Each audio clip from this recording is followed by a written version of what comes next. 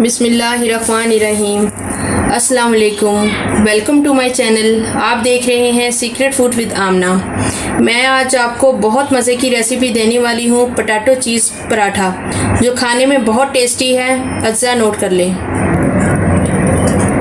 ये कुटी हुई लाल मिर्च है 1 खाने का चम्मच, पिंक साल्ट है हस्बे जायका, चाट मसाला है 1 खाने का चम्मच, हरी मिर्च मैंने 2 अदद ली हैं क्योंकि ये काफ़ी तेज़ है। अगर आप कम पसंद करते हैं तो कम लें। थोड़ा सा पुदीना है, इसको मैंने बारीक काट लिया है। थोड़ा सा हरा धनिया है बारीक कटा हुआ। और ये चीज़ लिया है मैंने, इसके अंदर मैंने थोड़ा सा जो है ना काली मिर्च डाल दी है। अब इसको हम हल कर लेंगे।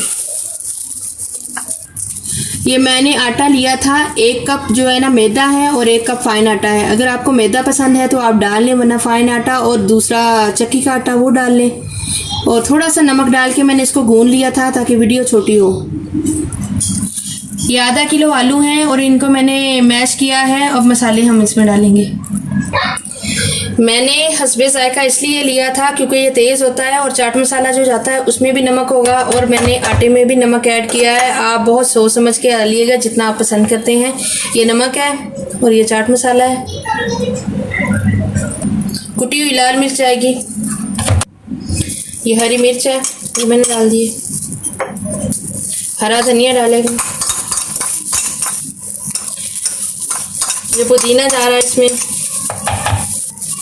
एक बार दोबारा हम इसमें मसाला मिक्स कर लेंगे ताकि इसके अंदर कोई गुठली ना रह गई हो, वरना ये आपके पराठे जो है ना फट जाएंगे, अच्छे नहीं बनेंगे।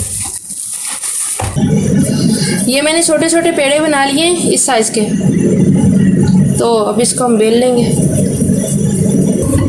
हमने इस तरह बेलना है इनको। पहले एक पेड़ा बेलेंगे फिर दूसरा बेल लेंगे। ये थोड़ा सा मैदा मैंने पहले डस्ट किया था ताकि शेल्फ पे जब हम रोटी बेलने लगे तो हमारी रोटी चिपके नहीं। ये देखिए मैंने बराबर से दोनों बेल लिए। ये अब इस तरह हम मसाला बीच में रखेंगे। इस तरह थोड़ा सा चीज़ रख देंगे अंदर। अगर आपको ज़्यादा पसंद हो तो आप ज़्यादा रख लें।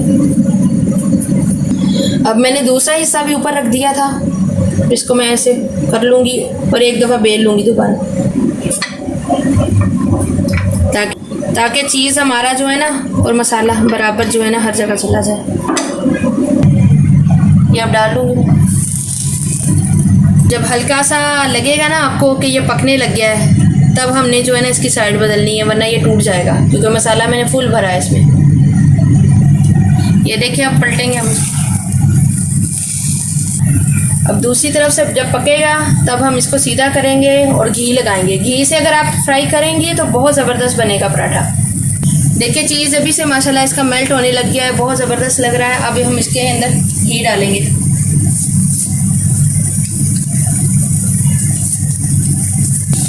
बहुत ज़बरदस्त माशाल्लाह बन रहा है।